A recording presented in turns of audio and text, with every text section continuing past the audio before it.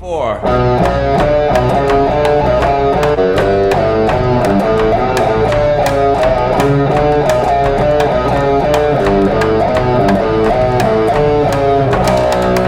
the law. Yeah.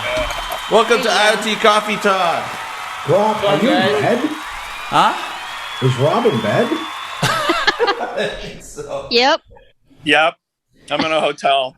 I'm in your state. I'm in Oregon. He's been I thought you were driving. Oh, wait, because you're doing a tour for the thing with a gal. Just driving home. Yeah. So I'm in southern Oregon right now. Nice. He's trying to recover from the pandemonium from last week. It's like coming down The from ultimate that high. event. That was just epic. I hope that's chamomile tea. It's good for the throat, I hear. Well, you know what? Kudos to you, Rob, for staying in character the whole time. I mean, I was just telling Stephanie, that's really tough, you know? To talk like this all episode, the entire episode. It's impossible. That was pretty crazy. Gotta drink a lot of coffee. That was a lot of fun. Yeah, you guys were awesome. You guys were awesome. A blast. That was a lot of fun. That was a crazy I was like, you wish you could do every episode in that, going down that path. There's some kind of theme, but I don't know if Rob is. It wouldn't be me doing that. It would have to be y'all. Yeah, but think about those guys that are the professional wrestling dudes. You know, obviously it's an act. It can't be like that normally, right? Unless they're like completely strung out on drugs, which they probably are. Well, I probably shouldn't say that, but you'll get sick. Energy. That's all right. Oops. Steroids. Well, maybe some of them are like that. I don't know. They go and they find people who are just hyper. I don't know, and have gravelly voices. You know, like Macho Man, Randy Savage, man, that guy was nuts. He was amazing, nuts. brilliant. Oh yeah. He was brilliant. He was. He really was. I mean, you think about that, he was just completely amazing. Yeah, amazing. Like what just happened about a week ago, right? With this whole ransomware attack that kind of shut down the oil industry in the United States for a week or more. And now people are hoarding the fuel and just like the toilet paper. Is the new toilet paper.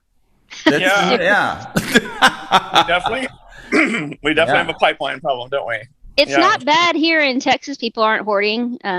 Texas is not really scared, but I hear that folks in Georgia and some of the southeastern states, the lines are long, and there are quite a few places that they're out of fuel.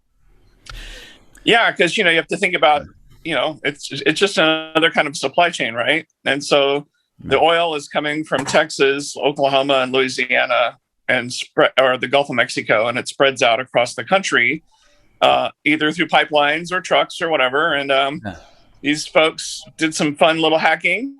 And what is it, the Colonial Pipeline? And got in through some IT systems and wreaked havoc. And luckily, I think the folks there were able to shut it down. And it sounds like they only got into the administrative side. They didn't get into the operational side, which that's what I was hearing, that they didn't get into that side of the systems. Which also makes it a little bit weird, right? Especially if you start to talk about it as an IoT issue, which I've started to hear people begin to say. It's like, oh, this is the security issue of IoT. It's like, maybe let's sit back for a moment and do a little bit of analysis before we jump to conclusions that this is why IoT is dangerous.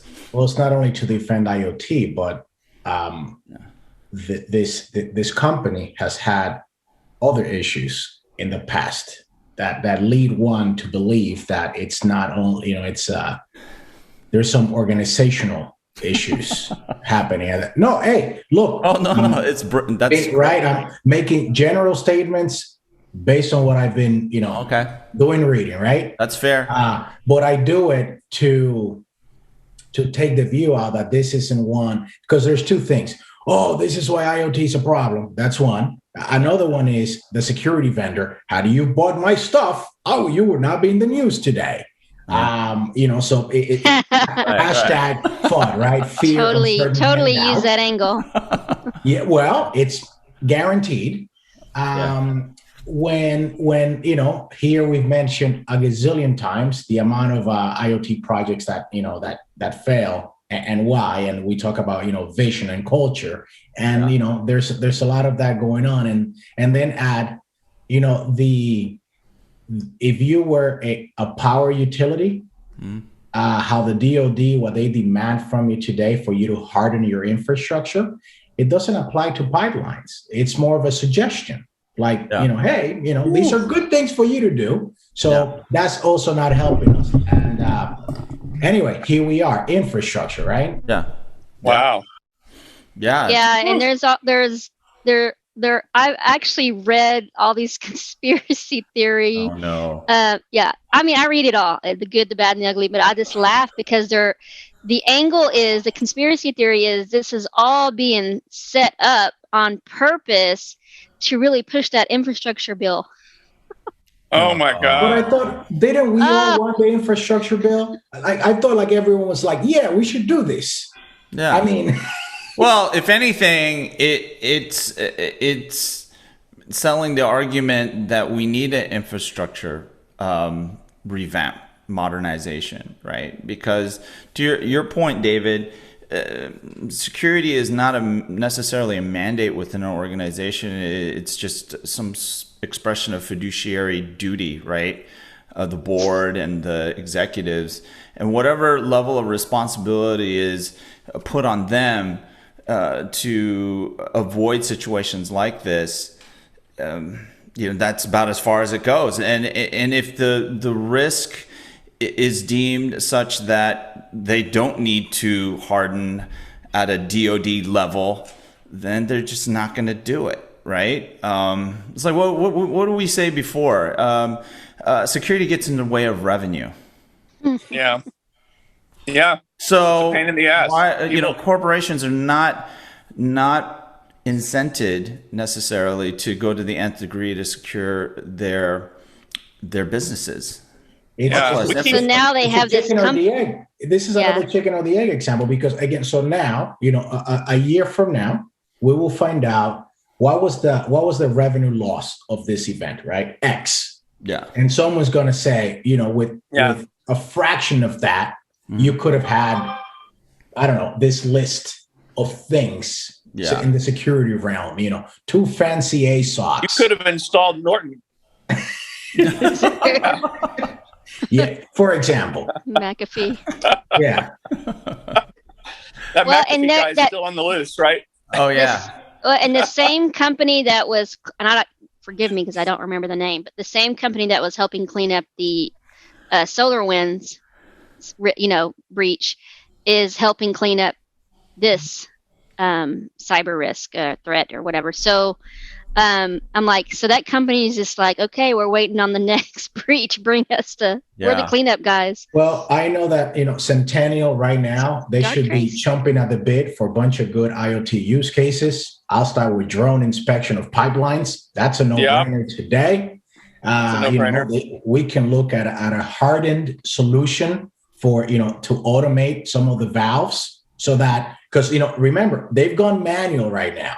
So when they're okay to pump, it's going to be like, David, call Rob, okay, the valve now. Oh, hold on, Leonard. That's what's going to happen to get fuel to flow again. So, I think IoT could help these folks tremendously now. Low-hanging fruit, folks. Full-on Battlestar Galactica, dude. Seriously. People turning valves, twisting wheels out there in the field, doing it legit, old school, and those pipelines are not just fuel. There's like the really big one operation that's going in. They're pulling water all the way from the Big Bend National Park area all the way up north to the Permian Basin and all of that because of all that oil production that's going on there because they need water.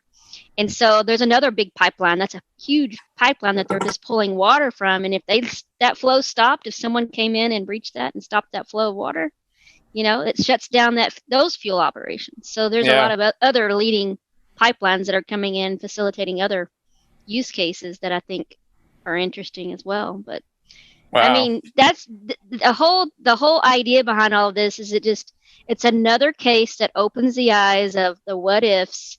And then as we're automating and connecting all of these pipelines, how are we making sure that they're secure and that there's built redundancy?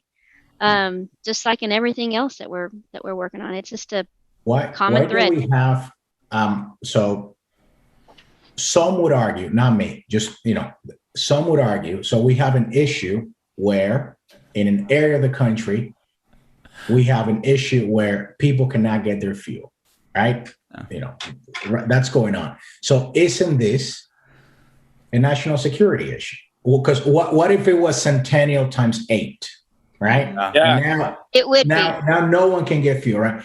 And if it is a national security issue, why the dependency on all these privately held companies? And I'm not, and before anyone, I'm not trying to go full Venezuela here and just Are you in Portland? Yes. Fuel is a utility. You're Dominican. Just asking the question though, because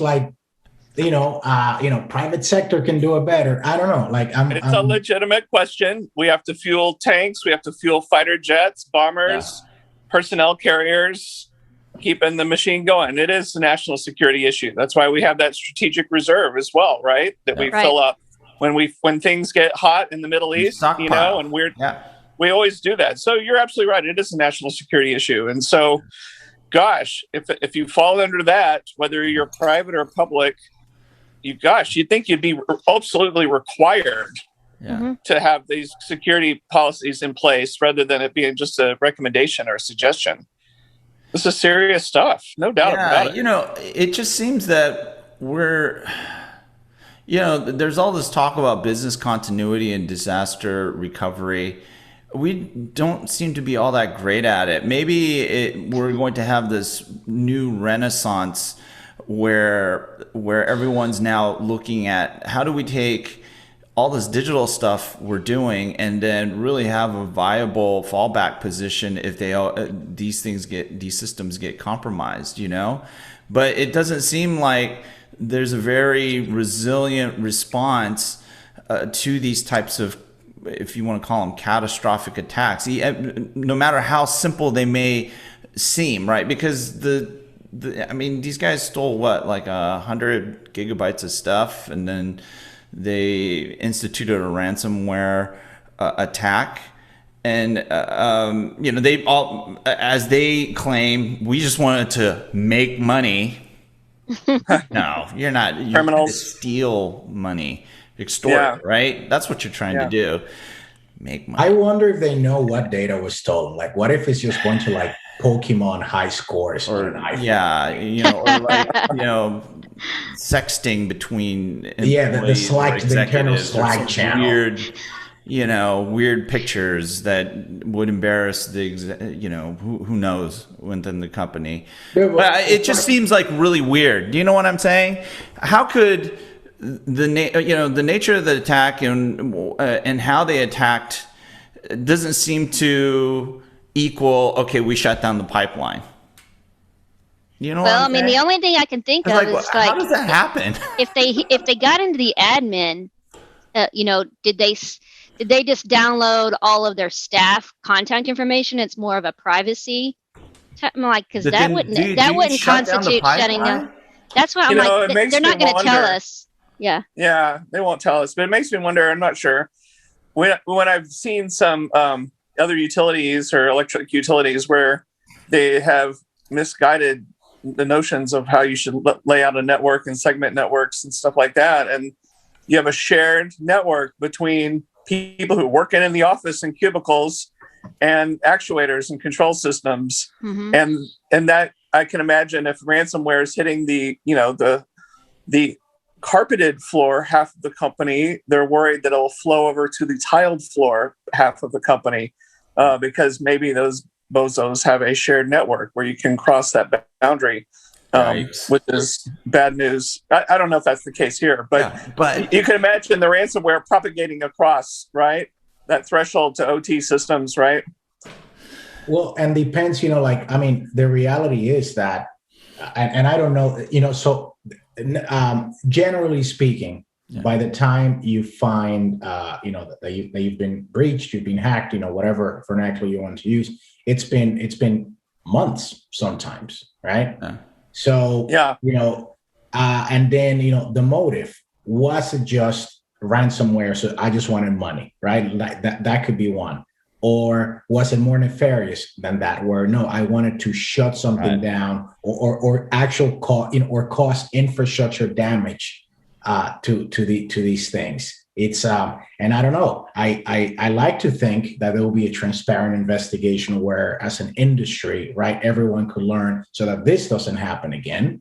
But that's not reality. Yeah. Or maybe they got into that admin system, and when they did find out there was a breach, they were like, "Oh shit! We don't know what else. We don't know what else they can get into. We don't know what other back doors they might try to get into the operational side. We just got to shut it down completely. Then get the experts in to figure it out." Maybe that's kind of what they went. I don't know. That just sounds really goofy to me. When the good folks in Iran, in Natanz, found their instance of that warrant, like, shut it down. I mean, Stuxnet. You're talking about Stuxnet here. I don't know, guys. You take a step back, it just seems really goofy. I mean, David, you always say it. Ask better questions, right? Yeah. The better question is, does this make sense? And the response just is. We won't know because they're not going to tell us the details. Oh no, of course they're not. But I think there's a lot of collateral damage that can happen from people opining on this, not asking those better questions. Like, can people sue because now they don't have their fuel and it's their responsibility to secure? Will people try to go after them and say, hey, or my business has lost X amount of money because I don't have fuel coming in. Good point. SLA. Yeah. Well, that's the thing. You have to have an SLA. If you don't have an SLA, and most don't. If your SOL. If your SLA is called best effort. Yeah. If you don't have an SLA, you are SOL. I think that's awesome. As far as asking better questions, a good question to ask about this is the result of this why Ellen DeGeneres is shutting down her talk show. Oh, are you serious? Is there a tie-in with that? Oh my God! I think there's some other stuff going on. I got my push notification this morning on my phone telling me she's shutting down her talk show, and so I'm like, you know what? It's probably related to the pipeline. Yeah. Oh, she didn't have an SLA. She would be smart if she blamed it on that compared to all the other stories. Is it the pipeline? Did she lie about not going to Dakota Johnson's party? Was it abusive behavior to guests on the show? No, I think it's the pipeline. That is the better question. Wow. It's the pipeline. Wow. Yeah, okay. That just happened. I'll have to profess I'm completely ignorant of the whole matter, so no comment. But you know what? Are you guys seeing though? On the West Coast, you guys already have massively high fuel prices compared to Texas. Yeah. But the fuel prices have gone up as a result of this pipipeline. I haven't seen anything yet. Of course, it is in Texas. So, but I think most of this stuff is. Yeah, this is mostly on the East Coast. The problem didn't go west. But hey, speaking of high prices. Boy, driving through California, that's as expensive as it gets. And who would have thought, just driving across the border into Oregon, the price dropped by a full $1 a gallon. Wow. It's insane. Yeah. That's how out of control California is. But Washington's trying to catch up. Yeah. But I'll tell you right now. I saw a friend of mine post, and it usually costs her about $42 to fill up her vehicle, and it was $86. And she said it's doubled in the past 2 weeks. And she lives in the Georgia area, and so I'm like, wow, I mean, it's insane. Yeah, it's gonna get worse for those folks. It's Not that bad here. Hold on, let me let David back in. He's popping. You say it's not bad, but it's already bad. Well, I can't tell because I have a Tesla. We have solar, and guess what? We haven't been to a gas station in. And you're not going anywhere. Almost a year. No, we travel around now. Locally? Yeah, locally. We go to SeaWorld and the San Diego Zoo almost Blackfish. Every other day basis. Oh, So you got the kid activities. Yeah, and so people are actually starting to go to the office again. So that's happening. Yeah, meeting people for coffee and stuff like that. We're starting to do that. But the thing is we're full on electric, generating twice the electricity that we need, even with the Tesla. And so we don't think about gas. Things are getting really back to normal here. Like where my son goes to school, they already dropped the mask. There are no masks throughout the entire school. Unless a teacher feels more comfortable wearing it. But and so now, it used to be when we would go on campus, we would put our mask on, and now they're not even requiring the parents to wear masks. Wow. And they haven't had any problems or any cases, and it's been probably 9 months since they've had issues. So it's like even in Bandera, the cases are so low, they've already dropped the mask mandate. So there's like in Texas, if the number of cases is at a certain percentage, then the entire county can drop the mask mandate, and they're doing that. So Texas is such a different behemoth. Yeah. It's like a whole different country, isn't it? Yeah. So we are not experiencing all of the requirements that I know that California is still having. But it sounds like Gavin's trying to step off a little bit because he's got a lot of pressure. I saw those signs as I was driving through the San Joaquin Valley yesterday about, recall Gavin Newsom. Yeah. But you know what else I saw a lot? Mostly, this relates to something we just mentioned earlier, water. I couldn't tell you how many signs I saw driving through the valley where it says we need dams now, no water, no food. I saw stuff like that everywhere. What is that? What is that about? Like, are they going to have a shortage of water? Or they? Oh yeah. Well, I mean, most of the Western United States is under extreme drought right now, but California inherently is always under strain.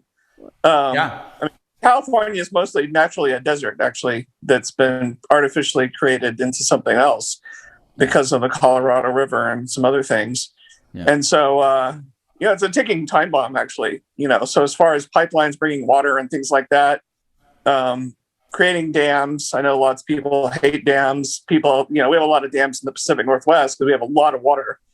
People want to tear those down.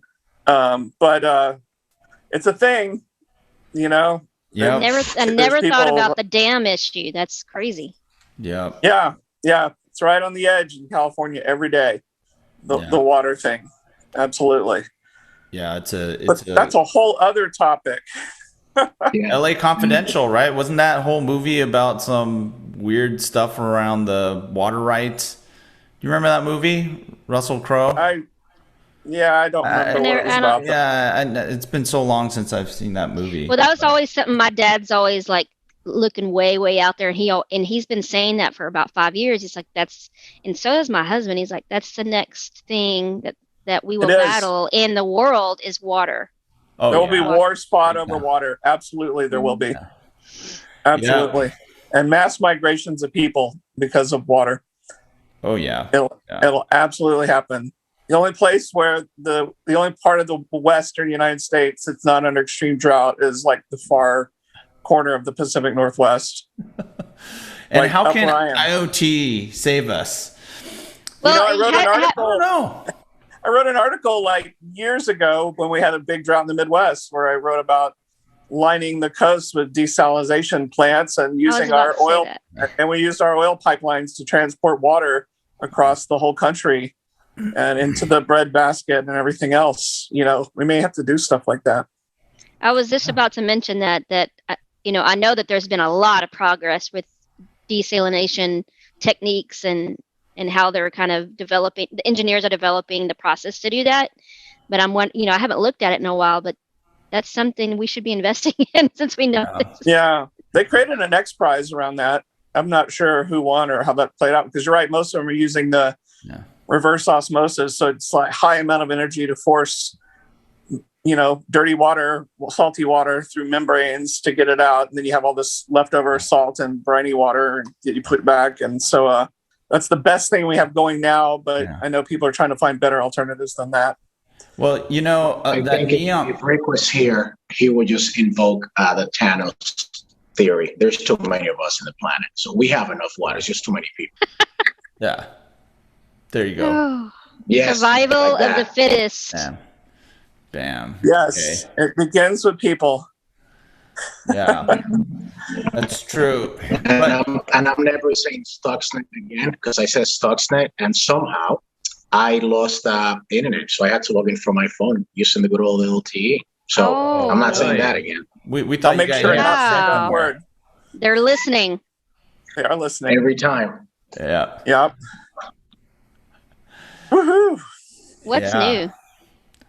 Yeah, and so there is an interesting concept you guys should check out. It's part of Project Neom in Saudi Arabia. It's that big giga project, but they have this design for a desalination, I guess, infrastructure. I don't think you can really call it. You can call it a plant, but it uses solar energy to basically, in a sustainable way, create massive amounts of fresh water that's pumped in from the ocean. So, really interesting concept. It basically looks like a gigantic glass dome, and it has a bunch of mirrors that superheats core, and that basically evaporates the water and does everything that you were talking about. And so you don't need to use, you don't have to have a separate, let's say, non-sustainable energy source or method of powering the system to desalinate the water. So it's a really interesting concept. And because you're right. The other way to do it is the way you learned when you were in junior high or something like that. Where you're doing evaporation.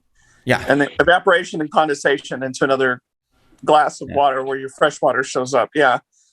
That's how we did it on like old school Boy Scout stuff. They had that in the Boy Scout manual, right? No, you're right. It is old school, and that's exactly what we did on the submarine to create fresh water. But we had the luxury of a nuclear reactor, so we didn't have any energy issues, right? Yeah. Yes, I just said the words luxury and nuclear reactor in the same sentence, people. What about that? What about that? What about that Indian submarine that imploded? Indonesia.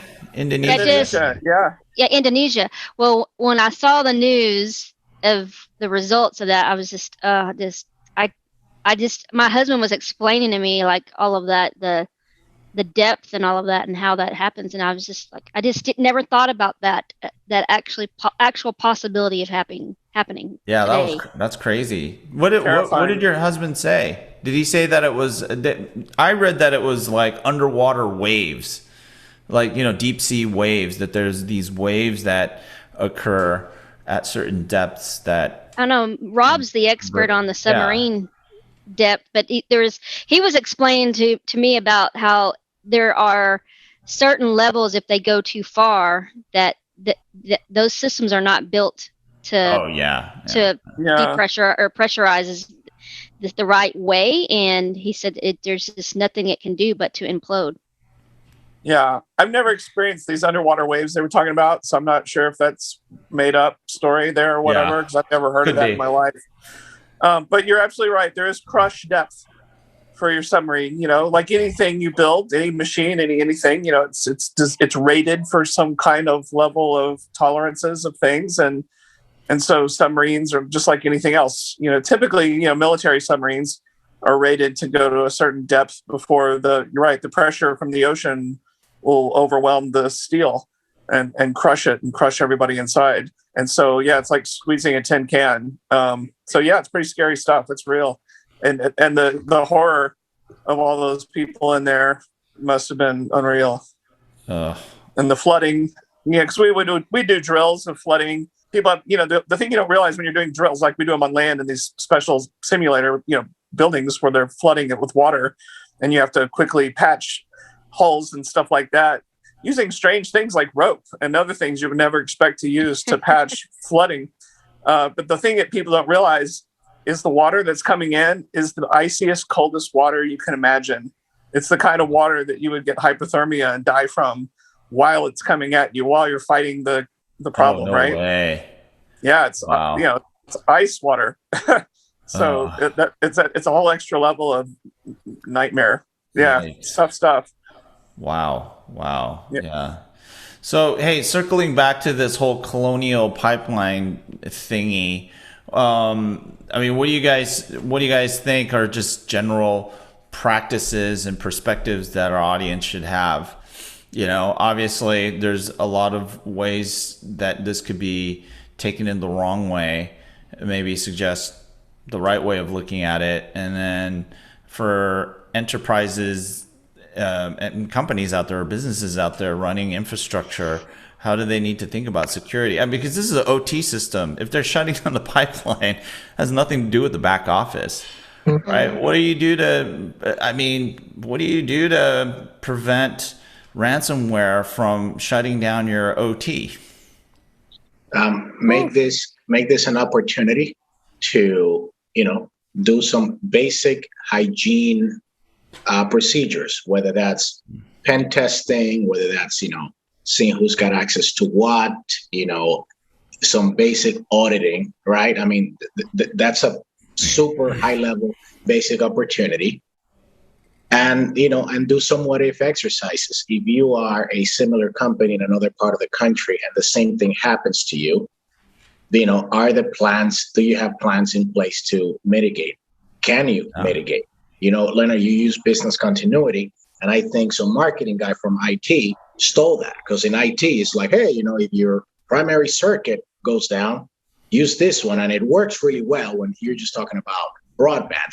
Not so much in a scenario like Colonial, like there is no backup. So I think that's the opportunity. Go check your stuff, basic hygiene. Hopefully you don't find anything, and revise your plan so that if this happens, you're able to respond, and we don't have the issues and the end users don't have the issues that we're experiencing today. And I think Rob made a really good comment earlier about IT versus OT. There are ways to mitigate by developing, and especially if you're in a specific industry or you're serving consumers, that if you do shut down, it is more impactful than other industries that it's just their own personal maybe operations. But there are ways to separate systems and networks where certain things are living on some networks that have a lot more DoD type security versus just general network security. So, and I know you mentioned that earlier, but I remember speaking to some retailers about this, because they run their point of sale systems on one network, and they'll run their because they have Wi-Fi and all of this other stuff in those stores, and they'll run those on a completely separate network. But being able to just kind of separate some of these important networks based on what they're doing, I think is a step that you can take, at least to start to harden some of the more important critical infrastructure pipelines or networks. Yeah. Separate firewall, VLANs, segments. Don't let things be able to cross over and hop over, that kind of stuff.